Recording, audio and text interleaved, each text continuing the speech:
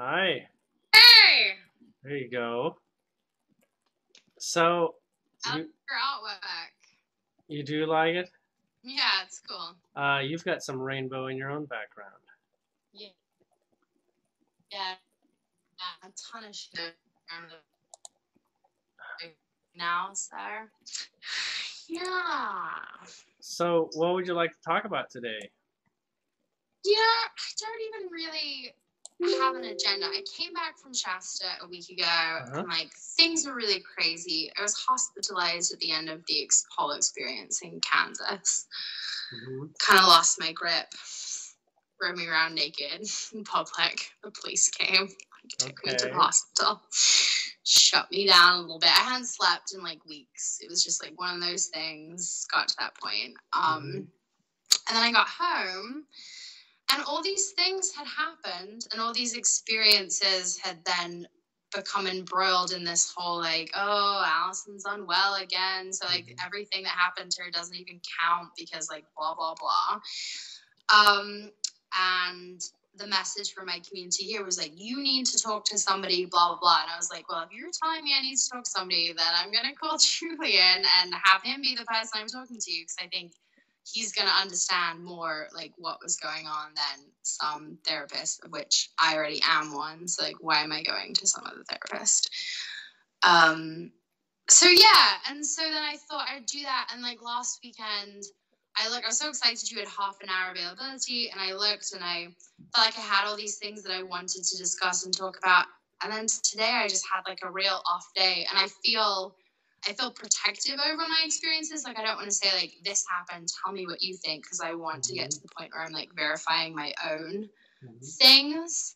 But like basically what I feel happened was there was all this energy, different people, different things going on, like everything felt like it was going really well. And then I feel like I just blew it all up, and like so many things disappeared. I mean, none of the Erics talk to me anymore.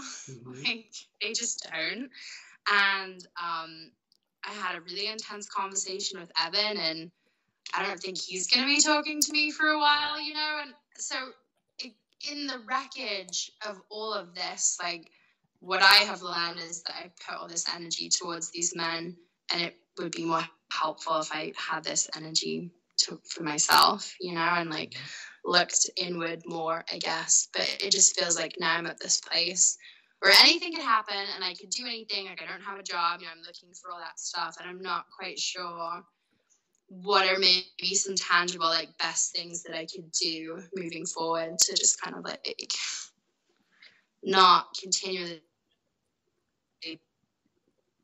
visiting these better each time, but it'd be nice to like detour out of it a little. So you have the skills for internal analysis, both through just your spiritual practicing for yourself, as well as the therapy tools. And a lot of it has to do with talking it out, because talking is different than mind contemplation, because talking, when you have an honest space, it's kind of like the way that the mind registers that it's being heard, right? Yes. When you do it in your mind likes physical results, almost like recordings and things like this, a little bit more than just, I thought about that already. So talking it out is a process that you don't have to have anybody with you. Sometimes it's journaling. That's, you know, sometimes a physical evidence of validating what the mind is trying to say, as well as talking with somebody. So, and sometimes it doesn't matter who it is, as long as it's someone we trust, you know, that will listen, even if they don't have anything to say back. Just talking is actually really effective. You already know that. And, you know, there's not a whole lot to it. You just, you know, pick a subject of contention and speak your mind on the subject. You can even record yourself, you know, because you may look back on it from a different point of view, from a different mind, and have something else to say on it. Okay, so you can do like the tape recorder thing, you know, you record yourself and what have you. When you have a space, you know, go back and you'll know that when you listen to a recording of yourself, since the voice is not exactly the way you hear your own voice, there's enough disconnect that you can actually treat this as a patient because it's somewhat unfamiliar, right? The voice, you can treat this as someone else. Okay. Yeah. So, I mean, I will say from past experience of doing that, that it often feels very painful to re-listen to what I said, but I guess that's so it's one way. I mean, honestly, when you're speaking to someone, there's a place where we tend to just unload, right? There's this, you know, let your emotions flow, and that's actually extremely important. So on one hand, when a therapist is there and it's a person that you don't really want to unload, you want to sort of keep a little bit of a steadier presence than just sort of, you know, go and cry in their lap sort of thing. There is purpose in that. So there are recordings that do that, and they in themselves are they repair themselves. If you get to tears and whatnot, there's not a whole lot that you don't figure out through your releasing in that very moment.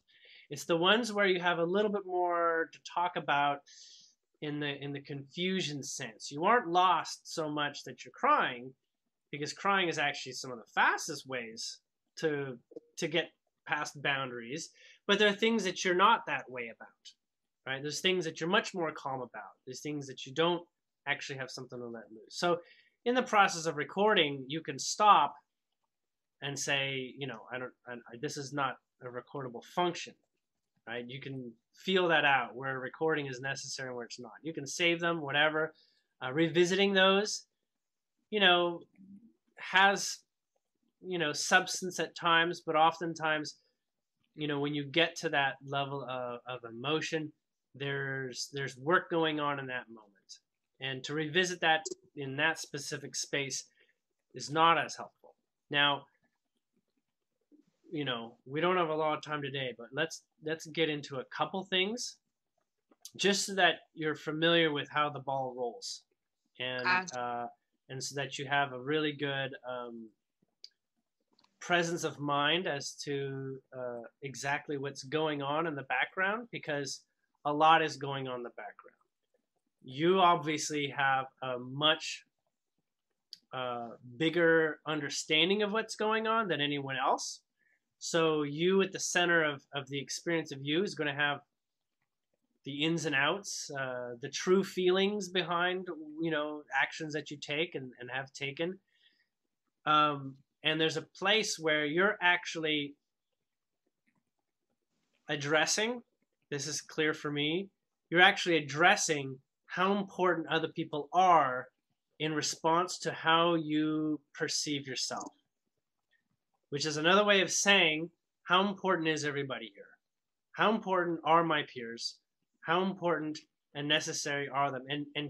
And your default approach is to not decide what they are for you, because you can decide by simple declaration and statement of being, but you're letting them bounce off who you are, and yet have not given them any sort of idea as to how they're going to do that. So you have no projections and you're open, and that's awesome. But actually your current proclivity of thought is not appealing. So you actually have more feeling that they're going to pounce on you than they are going to love what you're becoming, because, and this is, you know, very specific, because they're unable to relate to your experience. Okay. The empathy bond is disconnecting. You're familiar with the empathy bond getting a lot done. You know, when you love someone, you can put up with a lot of stuff that is unfamiliar territory, right? But there's this place where that unfamiliar territory still is a new offering to people. Okay. Now, on the other level, with regards to the relationships that you call your, you know, your close relationship that is in the realm of the romance level of things, there is discussions for yourself on that that speaks to exactly what is romance, and what is that keeps showing up It would not keep showing up eventually. So, it's separated by months at a time, as you've probably already noted. But why does that keep showing up? And what is it in there that's actually an unknown? There's an unknown, okay? And the unknown is when an unknown gets so strong, it becomes a fear. Because now you're like, I'm going to avoid this because I can't figure it out. I can't figure it out, so I'm just going to avoid it. But that's not the purpose. The unknown is actually a part of what you've been asking for that is extremely liberating. You're asking for your liberation. You're asking to prove that you are a sovereign being to yourself. And so in that process, you've got the number one things that show up in your life to help you address that. So as you know, the relationships directly are not codependent, right? There's this element of dependency that is not actually accurate. Yeah. And sorting out where that is would really help. I got to pause here for just a moment and plug my computer in. Okay. So I'm just going to mute 1 second.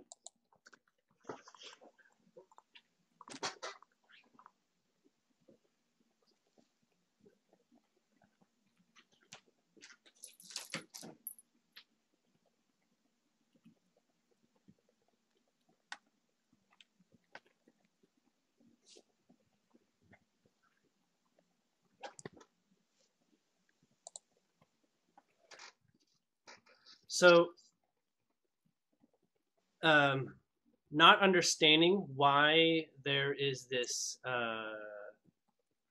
type of relationship. It's not the romance that's confusing. That is, the excitement, that's all excellent. But you already know how to be excited. It's as if romance is a form of excitement in a way that you can look at it as an outward source. So there's like this circumstance of excitement, an opportunity of excitement. And relationships are often, between any two individuals, whether it's romantic or not, often holds lots of keys, lots of very, very personal truth to come through. It's as if everyone that we get close to is really telling us all about us in ways that we were not familiar with. Right? Okay. So there's a lot of data that's received, not firsthand, and we can say, hey, you're clearly talking about your stuff, right? I mean, you've got issues. This is why you don't want to have the relationship, or this is why you're pushing away. But even there's data as to why you're having that experience of that person pushing away. And on one level, you can focus on that person and understand why are they pushing you away or something like that. You can say that's why, and this is why, that. And you're very good at understanding other people. But there's a level where what you're doing with understanding someone else is actually a trick of the higher mind to talk about yourself, really. Okay? Yeah. In subtle ways. Now, you might say, I am definitely not like that person. And it's true. They have to be an exaggeration of maybe that's something that's only 5 or 10% in you, but that 5 or 10% is important data to understand that you're connected with, or that holds you in a pattern that you're not looking for, or that you want to be escaped from, or that you want to explore the freedom of being above it, or the freedom of actually being able to walk in that experience and get the very best out of it and not the very worst or anything bad at all. Like, I'm only interested in the excitement of a relationship, not in all the downsides. And I would love to see every relationship be the best in every moment, and love and exploration and never-ending explorations of energetic passion between any two people.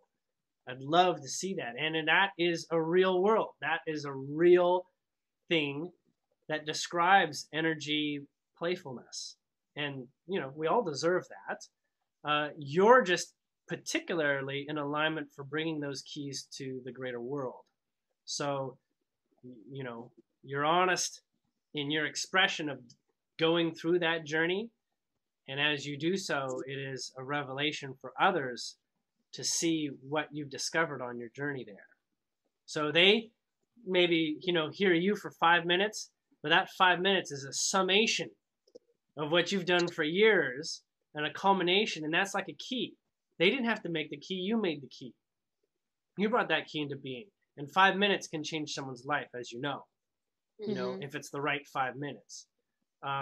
Even the way that you live your life, say you act upon discovering this key and you live from that, you don't even have to share it.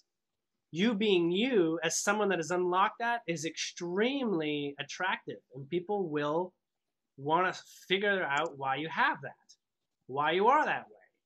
People do this, and that's the curiosity between beings, especially ones that we're attracted to. We're attracted to where energy is flowing, right? You see, we're attracted to people with money. It's because that's a representation of energy flowing in a matter of fact of certain ways. But people who are, any type of really exciting thing that you find in someone, we want to explore how to, what's going on there. We look at Oprah. Why is Oprah successful? Oprah's successful because on many levels, she's committed to herself. She's committed to herself, and therefore she has a lot to give everyone else. You see, as an example. In the same way, that's literally how you build wealth, by being committed to your own energetic abundance and not in a place where others, this idea of sovereignty, where others can take your abundance from you. That's a circumstance of my abundance is based on you giving me a stipend. No such thing. When you realize the relationship that you're having at every point, good, bad, negative, exciting, all those circumstances are actually of extreme value in one way or another, whether they're pointing out, great hindsights of your own or exploring the love, then you get to see a lot of what's really going on. And oftentimes, yes, relationships, you get to experience some crummy things after you've had the bond of love because, they're more invested and love you or willing to give you more time to speak, right? Or to express yourself or whatever. And that's where you get these relationships that foster this codependence of saying, we just want to be ourselves and we actually let each other be ourselves. And that's ultimately the founding principle of our relationship, being able to stay together for so long. But even so, there's a point where you say, I want to be myself now, and there's some things I discovered that is totally not the ball game you're interested in.